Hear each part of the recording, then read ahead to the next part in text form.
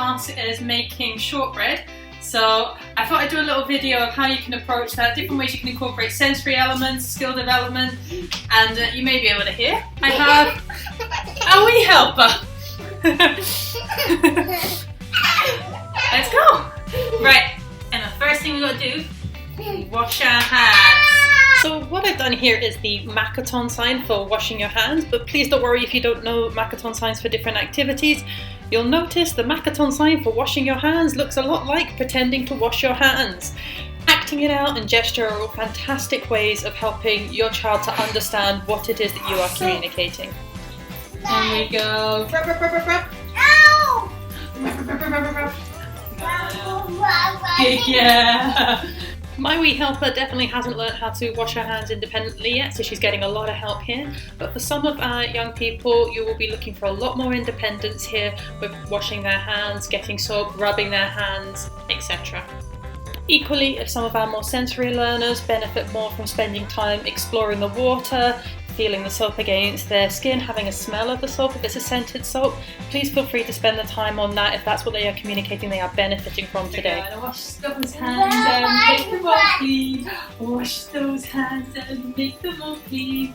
Wash those hands and make them all clean. So we can cook today. I've used several songs or rhymes throughout this activity. Some learners absolutely love them, that makes it a lot more exciting and helps them to be more engaged and follow along with what you're doing. Some learners can't stand the song, so please don't feel under any pressure to use them if it's not going to benefit your child.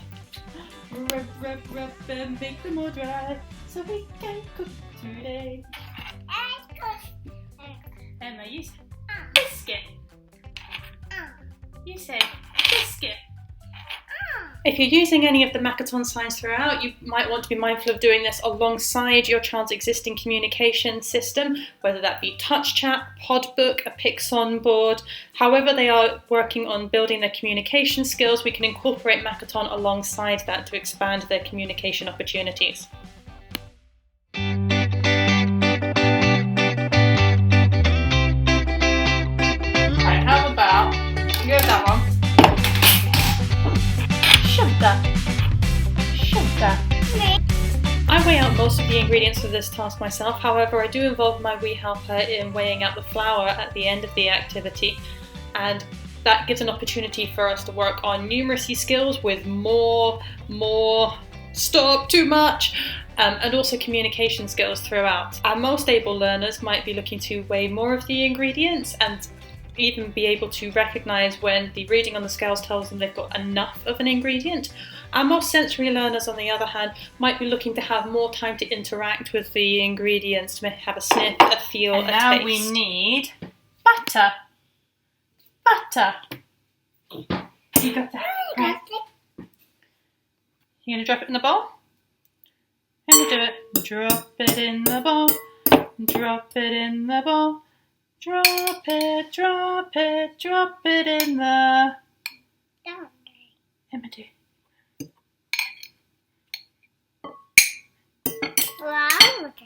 Drop it in.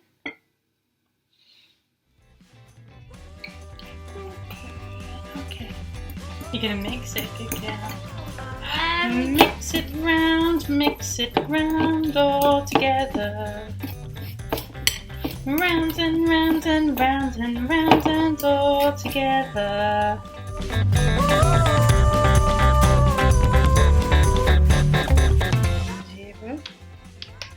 Okay, put it in the bowl. Good girl. More? Good girl.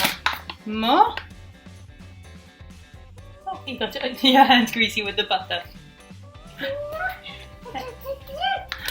Oh, wee! More. Wee! Nearly. Oh, there we go. Yay! Oh, on the tray. Emma, you can put it in here. I know when we're growing up we're told not to play with our food, but I'm here to say you absolutely can play with your food and that it is actually a beneficial learning experience.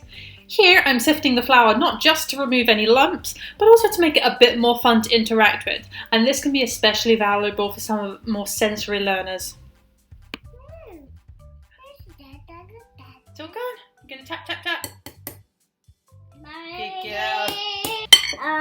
Mix it round all together.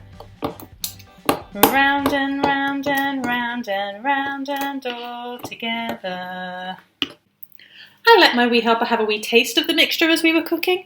For some children, it will be more important to learn that it's not appropriate to eat the food whilst we're cooking, that it's not hygienic and therefore not as safe. However, for others, especially those with more limited food interests, creating positive food relationships by allowing that exploration will be more valuable and therefore something that you choose to allow.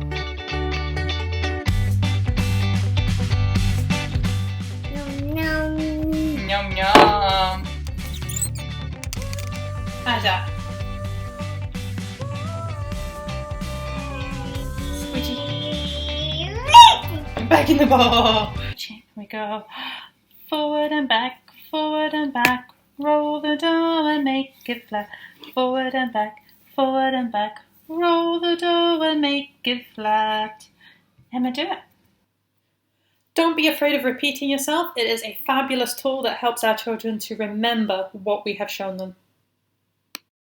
Make it flat, forward and back, roll the dough and make it flat. Again? Right, Emma, we're going to cut. So we go push, push, push.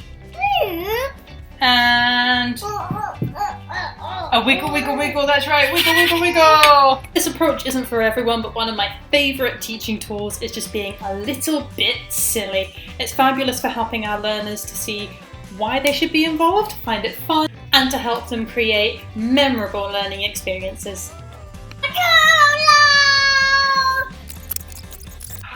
Go push, push, push, and wiggle, wiggle, wiggle, wiggle, wiggle. Do this. Forward and back, roll the dough to make it flat. Good girl. Forward and back, roll the dough to make it flat. Good girl. Yay!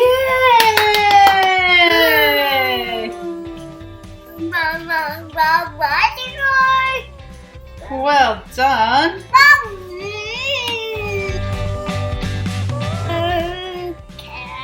Good girl. Push, wiggle. Yay!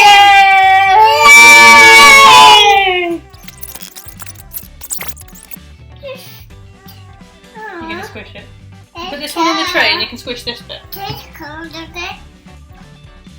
Modelling, which just means you doing the activity first so your child can see, is another fantastic way to help your child to understand what is involved. Well done.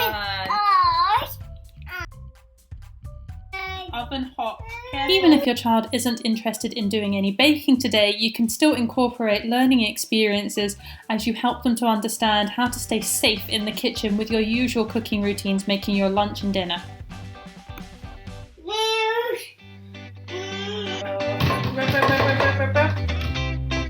You might find this one easier. Good girl. What? Again?